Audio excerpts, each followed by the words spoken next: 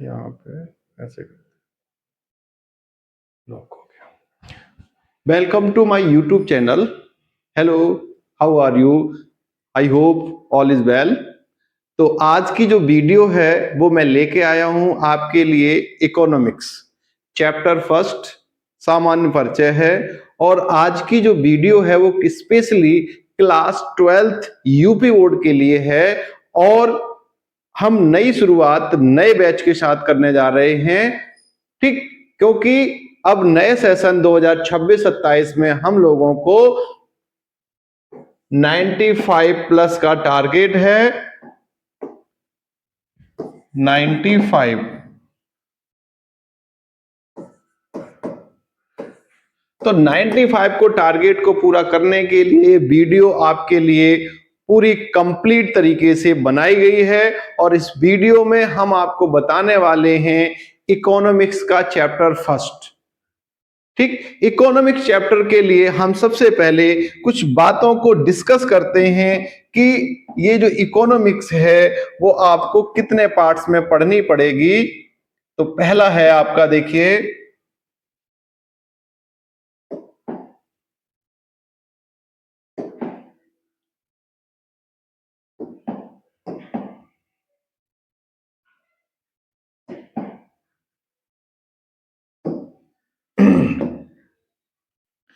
देखिए जो अर्थशास्त्र है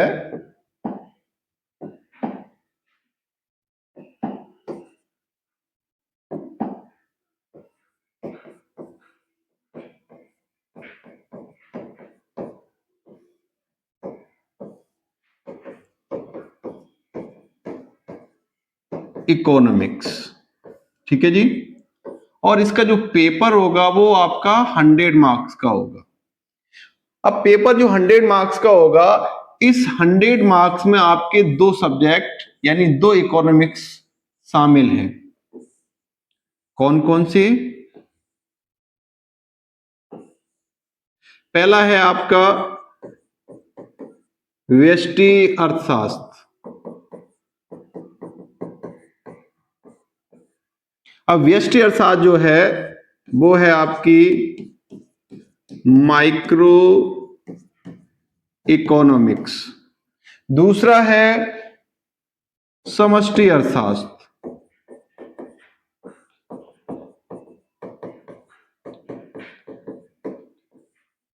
अब जो समष्टि अर्थशास्त्र है वो है आपकी मैक्रो इकोनॉमिक्स।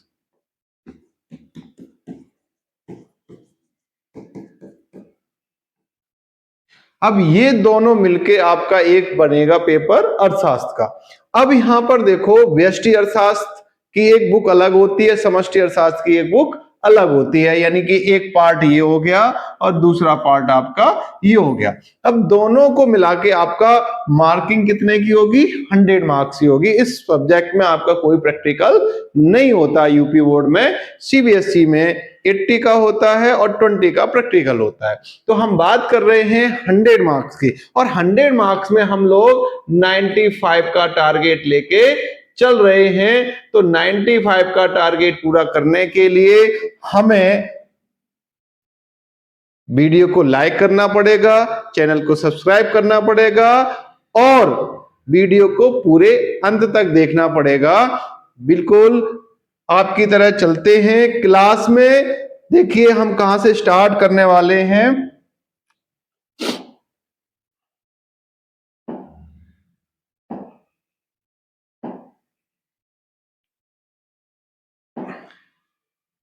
देखिए आपका चैप्टर फर्स्ट है सूक्ष्म अर्थशास्त्र यानी कि सामान्य परिचय। तो देखिए यहां पर सबसे पहले हम बात करते हैं मानवीय क्रियाओं की। देखिए मानवीय क्रियाएं क्या होती हैं? प्रत्येक मनुष्य जो होता है अपने जीवन यापन के लिए अनेक अनेक तरह के कार्य करता है, ठीक? क्या करता है? अनेक प्रकार की क्रियाएं करता है, अनेक प्रकार के कार्य करता है। उन सभी क्रियाओं को हम मानवीय क्रियाएं कहते हैं। तो बात समझ में आई? मानवीय क्रियाएं क्या होती? मानवीय क्रियाएं उन क्रियाओं को कहा जाता है जो मनुष्य अपने जीवन यापन के लिए करता है, उन्हें हम मानवीय क्रियाएं कहते हैं। अब मानवीय क्रियाओं को हम दो भागों में बांटते हैं। पहला है आर्थिक क्रिया और दूसरा है अनार्थिक क्रिया। तो ये पहला पॉइंट क्या है, आर्थिक क्रियाओं का है, ठीक, और दूसरा है गैर आर्थिक क्रिया। एक होती है इकोनॉमिक एक्टिविटी और दूसरी होती है नॉन इकोनॉमिक एक्टिविटीज। अब हम इकोनॉमिक एक्टिविटीज के बारे में बात करेंगे। देखो अब यहां इकोनॉमिक एक्टिविटीज क्या होती हैं, तो सबसे पहले हम बात करेंगे कि आर्थिक क्रियाएं यानी इकोनॉमिक एक्टिविटीज वे क्रियाएं होती हैं जो धन कमाने से संबंधित होती हैं, जिनसे पैसा कमाया जाता है, धन अर्जित किया जाता है, उसे हम इकोनॉमिक एक्टिविटी यानी कि आर्थिक क्रियाएं कहते हैं। आर्थिक क्रियाएं वे क्रियाएं होती हैं जो मनुष्य के धन कमाने से संबंधित होती हैं, उन्हें आर्थिक क्रियाएं कहते हैं। जैसे किसान द्वारा खेतों में कार्य करना, मजदूरों का कारखानों में काम करना, शिक्षक का स्कूल में पढ़ाना, ये सब क्या होते हैं, धन कमाने से संबंधित होती हैं। दूसरा होता है आपका क्वेश्चन है, अब अनार्थिक क्रियाएं किसे कहते हैं? वे क्रियाएं जो धन कमाने से संबंधित नहीं होती हैं, तो ऐसी क्रियाओं को हम क्या कहते हैं, अनार्थिक क्रियाएं कहते हैं। जिसमें केवल मनुष्य क्या करता है, अपनी आत्मसंतुष्टि के लिए, साइकोलॉजिकल सेटिस्फैक्शन के लिए उनको काम को करता है, जैसे मंदिर में पूजा करना, अपने बच्चों का पालन पोषण करना, किसी अंधे व्यक्ति को रोड क्रॉस करवाना। तो ये सब क्या है, अनार्थिक क्रियाएं हैं जिनसे धन अर्जित नहीं होता है, तो उन्हें हम क्या कहते हैं, गैर आर्थिक या अनार्थिक क्रियाएं कहते हैं। अब आता है आपका आगे आर्थिक क्रियाओं का वर्गीकरण। तो देखो आर्थिक क्रियाओं का वर्गीकरण क्या है, सबसे पहले उपभोग, उत्पादन, विनिमय, वितरण, निवेश, वस्तु की कीमत और साधन कीमत किसमें आता है, विनिमय के अंदर आता है, ठीक। अब देखिए उपभोग क्या होता है। उपभोग का मतलब होता है कि जब कोई व्यक्ति, यानी कि उपभोग वह आर्थिक क्रिया है जिसमें कोई व्यक्ति अपनी आवश्यकता की संतुष्टि के लिए प्रत्यक्ष रूप से वस्तुओं और सेवाओं का उपयोग करता है, तो उसे उपभोग कहा जाता है। उपभोग वह आर्थिक क्रिया है जिसके अंतर्गत मनुष्य अपनी संतुष्टि के लिए वस्तुओं और सेवाओं का प्रत्यक्ष रूप से उपयोग करता है, तो उसे उपभोग कहा जाता है, जैसे भोजन करना, कपड़े पहनना आदि, ठीक। दूसरा पॉइंट है आपका उत्पादन। उत्पादन क्या होता है, देखो भाई,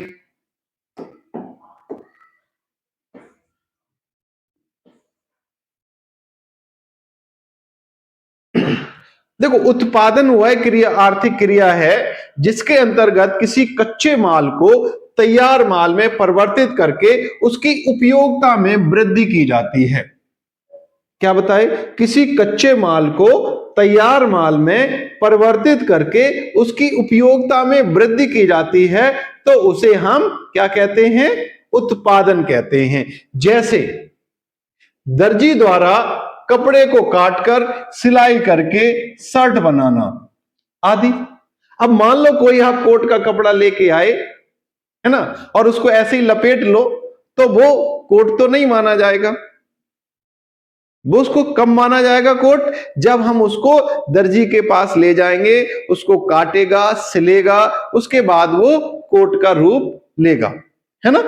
तो वैसे ही किसी कच्चे माल को तैयार माल में परिवर्तित करके उसकी उपयोगिता में वृद्धि करना ही क्या कहलाता है, उत्पादन कहलाता है। अब यहां बात करते हैं विनिमय क्या होता है। देखो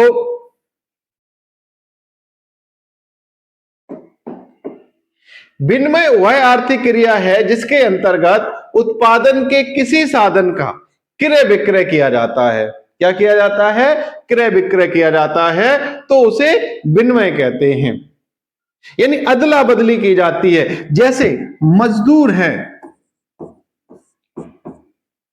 मजदूर क्या करता, अपनी लेबर बेचता है, किसके बदले में, मजदूरी के बदले में, उसके बदले उसे क्या मिलता है, पैसा मिलता है ना।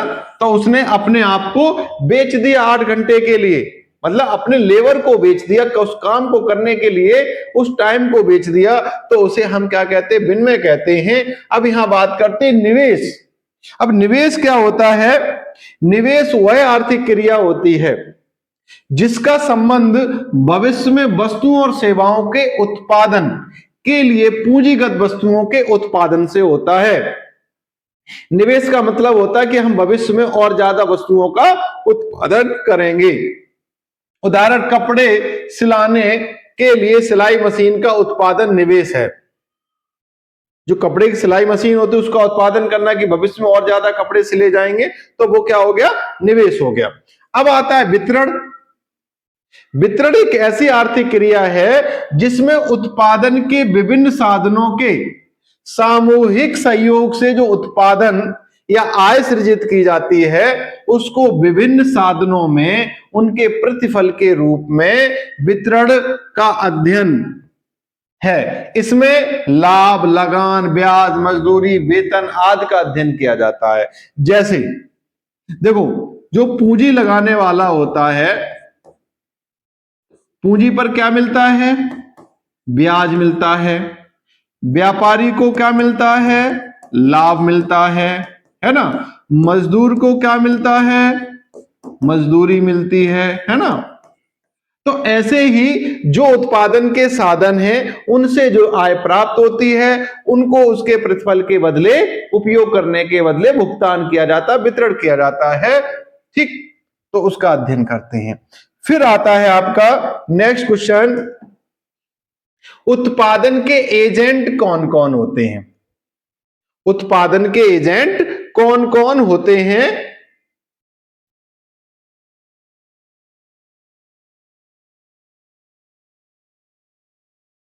अब देखो यहां पर क्या कह रहा है? उत्पादन के एजेंट। क्वेश्चन पूछा गया था यूपी बोर्ड में 2 नंबर का। तो उत्पादन के 5 एजेंट बताए हैं। पहला बताया भूमि, श्रम, पूंजी, संगठन और उद्यमिता, यानी कि लैंड, लेबर, कैपिटल और एंटरप्रेन्योर्स जो होते हैं उन लोगों को हम इसके एजेंट मानते हैं जो उत्पादन की प्रक्रिया में अपना एक महत्वपूर्ण योगदान देते हैं। अब बात आती है कि सूक्ष्म अर्थशास्त्र किसे कहते हैं। अभी हम बात करेंगे कि व्यष्टि अर्थशास्त्र किसे कहते हैं, व्यष्टि अर्थशास्त्र की कौन कौन सी विशेषताएं होती हैं। तो देखो, व्यष्टि जो अर्थशास्त्र है उसको अंग्रेजी में क्या कहते हैं? माइक्रो इकोनॉमिक्स कहते हैं। और जो माइक्रो शब्द है वो हमारे ग्रीक भाषा से लिया गया है जिसका अर्थ होता है माइक्रोज। क्या होता है? माइक्रोज से बना है जिसका अर्थ है सूक्ष्म। क्या है? सूक्ष्म या छोटा। ठीक, माइक्रोज से बना है, यहां पर के है माइक्रोज। अब यहां पर क्या है? व्यष्टि अर्थशास्त्र अर्थशास्त्र की वह शाखा है जिसके अंतर्गत किसी व्यक्तिगत इकाई का अध्ययन किया जाता है, तो उसे हम सूक्ष्म अर्थशास्त्र या व्यष्टि अर्थशास्त्र कहते हैं। इसमें किसी एक व्यक्ति की आय, मांग, पूर्ति आदि का अध्ययन किया जाता है या एक फर्म का अध्ययन किया जाता है, तो उसे हम व्यष्टि अर्थशास्त्र कहते हैं। अब व्यष्टि अर्थशास्त्र की विशेषताएं क्या क्या होती हैं?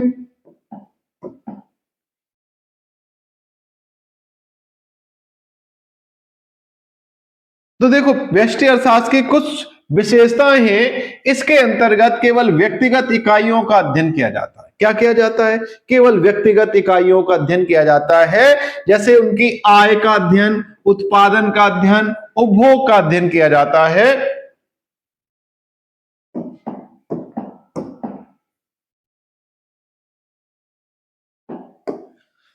दूसरा है अति सूक्ष्म चरों का अध्ययन। इसका अति सूक्ष्म चरों का अध्ययन व्यष्टि अर्थशास्त्र के अंतर्गत अति सूक्ष्म चरों का अध्ययन किया जाता है। बहुत छोटे छोटे, मतलब अब पूरे इकोनॉमी के अंदर अगर हम एक व्यक्ति का अध्ययन करें तो वो अति सूक्ष्म चर होगा। दूसरा है व्यक्तिगत कीमत निर्धारण का अध्ययन। व्यष्टि अर्थशास्त्र में बाजार की शक्तियों, मांग एवं पूर्ति के संतुलन के आधार पर व्यक्तिगत इकाइयों की कीमतों का निर्धारण होता है। जो बाजार की मांग और पूर्ति होती है, 2 शक्तियां होती हैं बाजार में, मांग और पूर्ति के संतुलन का निर्धारण, व्यक्तिगत इकाइयों की कीमतों का निर्धारण किया जाता है। अब आता है पूर्ण रोजगार की स्थिति को मान्यता। व्यष्टि अर्थशास्त्र के अंतर्गत आर्थिक विश्लेषण करते समय यह माना जाता है कि पूर्ण रोजगार की मान्यता को लेकर चला जाता है। फिर नेक्स्ट पॉइंट है आपका, व्यष्टि अर्थशास्त्र की कौन कौन सी सीमाएं होती हैं। तो देखो व्यष्टि अर्थशास्त्र की कौन कौन सी सीमाएं होती हैं, तो यहां पर हम व्यष्टि अर्थशास्त्र की सीमाओं का अध्ययन, अब क्या कह रहा है, संपूर्ण अर्थव्यवस्था का अध्ययन नहीं करता है।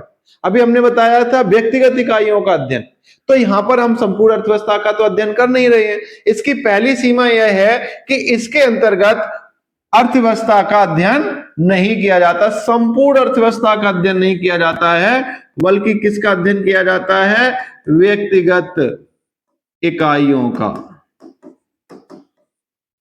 किसका अध्ययन किया जाता, व्यक्तिगत इकाइयों का। दूसरा, संपूर्ण अर्थव्यवस्था पर लागू नहीं होता है, इसके अंतर्गत व्यक्तिगत इकाइयों का अध्ययन किया जाता है, इसलिए संपूर्ण पर लागू नहीं होता है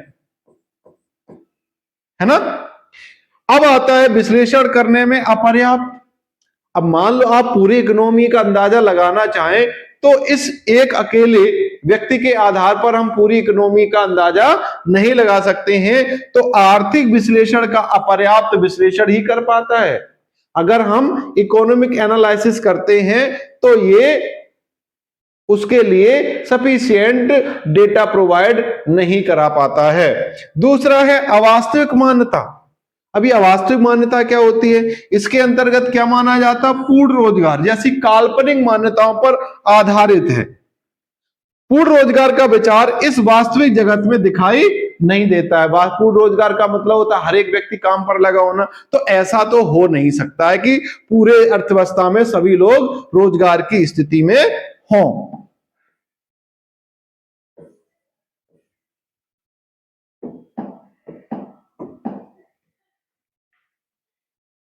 फिर आता है इसमें समष्टि अर्थशास्त्र क्या है। अब देखिए समष्टि अर्थशास्त्र क्या होता है। समष्टि अर्थशास्त्र को अंग्रेजी में क्या कहते हैं, मैक्रो इकोनॉमिक कहते हैं। ठीक, जो ग्रीक भाषा के मैक्रो से बना है। किससे बना है, मैक्रो से बना, जिसका अर्थ होता है बड़ा, व्यापक या समग्र। इस प्रकार समष्टि अर्थशास्त्र के अंतर्गत उन इकाइयों का अध्ययन किया जाता है जिसका संबंध संपूर्ण अर्थव्यवस्था से होता है। यानी कि अर्थशास्त्र की वह शाखा जिसके अंतर्गत संपूर्ण अर्थव्यवस्था का अध्ययन किया जाता है, तो उसे हम क्या कहते हैं, समष्टि अर्थशास्त्र कहते हैं। अब जिसके अंतर्गत क्या होता है, कुल राष्ट्रीय आय, कुल रोजगार, कुल आय, कुल बचत, कुल विनियोग आदि का अध्ययन किया जाता है। इसमें भुगतान शेष और भुगतान संतुलन से संबंधित समस्याओं का अध्ययन भी किया जाता है। समग्र मांग, समग्र पूर्ति आदि चीजों का इसमें अध्ययन किया जाता है। परिभाषा है चैम्बरलिन ने, समष्टि अर्थशास्त्र समग्र संबंधों का अध्ययन करता है।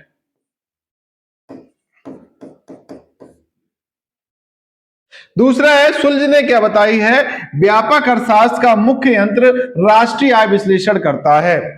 जो समष्टि अर्थशास्त्र है वो राष्ट्रीय आय का विश्लेषण करता है, नेशनल इनकम का विश्लेषण करता है। फिर आता है आपका क्वेश्चन है, बहुत ही इंपॉर्टेंट क्वेश्चन है, 6 नंबर का क्वेश्चन है,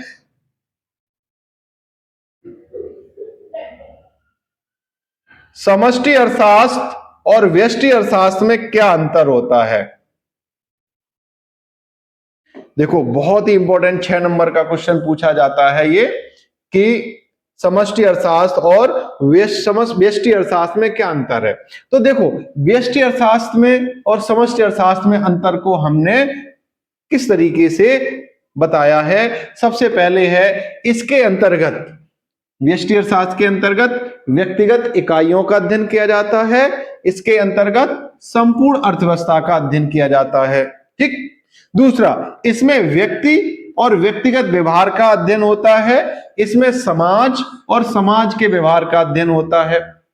ठीक है, फिर तीसरा पॉइंट है, इसमें एक वस्तु की कीमत के निर्धारण का अध्ययन होता है, इसमें सामान्य कीमत स्तर का निर्धारण होता है, अध्ययन किया जाता है। ठीक, इसमें एक वस्तु की कीमत के निर्धारण का अध्ययन किया जाता है। इसमें सामान्य कीमत स्तर का अध्ययन किया जाता है। व्यष्टि अर्थशास्त्र को कीमत सिद्धांत के नाम से जाना जाता है और समष्टि अर्थशास्त्र को आय एवं रोजगार के सिद्धांत द्वारा जाना जाता है। तो इसे कीमत सिद्धांत, इसे आय और रोजगार के सिद्धांत से जाना जाता है। क्लियर?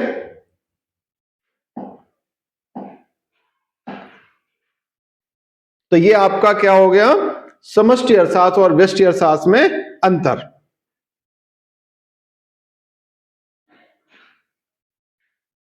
अब है आपका सकारात्मक अर्थशास्त्र क्या होता है। देखो, सकारात्मक अर्थशास्त्र वह अर्थशास्त्र है जो तथ्यों का उसी रूप में अध्ययन करता है, तथ्यों का उसी रूप में अध्ययन करता है जिसमें वह पाए जाते हैं। यहां इस प्रकार का निर्णय या सुझाव नहीं दिया जाता है क्या सही है और क्या गलत है। यहां कारण और परिणाम के संबंध का विश्लेषण करता है। यह कारण और परिणाम के विश्लेषण का, कारण और परिणाम के संबंध का विश्लेषण करता है। जैसे भारत में बेरोजगारी की समस्या, मतलब जिस रूप में समस्या पाई जाती है या जिस रूप में तथ्य होता है उसी रूप में उसको ग्रहण कर लिया जाता है, उसी रूप में उसको मान लिया जाता है, तो उसे हम सकारात्मक अर्थशास्त्र कहते हैं। दूसरा है, देखो, सकारात्मक अर्थशास्त्र और आदर्शात्मक अर्थशास्त्र में अंतर।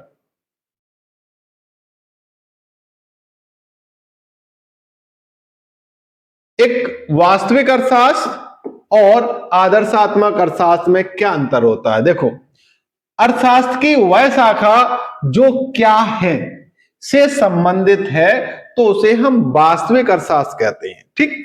दूसरा है आदर्शात्मक अर्थशास्त्र, यह वह शाखा है जो क्या होना चाहिए, क्या होना चाहिए, इसमें क्या है, जो समस्या है उसी रूप में उसका अध्ययन किया जाता है, इसमें उसका विश्लेषण किया जाता है। दूसरा, यह मूल्य निर्णय नहीं देता है।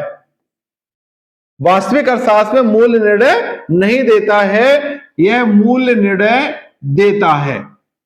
क्या देता है? मूल्य का निर्णय बताता है कि क्या सही है क्या गलत। इसकी वास्तविक आंकड़ों से जांच की जा सकती है, इसके विवरणों से जांच नहीं की जाती है। मतलब इसमें जो वास्तविक तथ्य होते हैं उससे आंकड़ों की जांच की जा सकती है, इसकी विवरणों से जांच नहीं की जा सकती। जो तथ्य मौजूद होते हैं यह तथ्यों पर आधारित है एवं सुझाव देने वाला नहीं है, और ये सुझाव देने वाला है। उदाहरण के तौर पर भारतीय अर्थव्यवस्था में आय वितरण में असमानताएं हैं।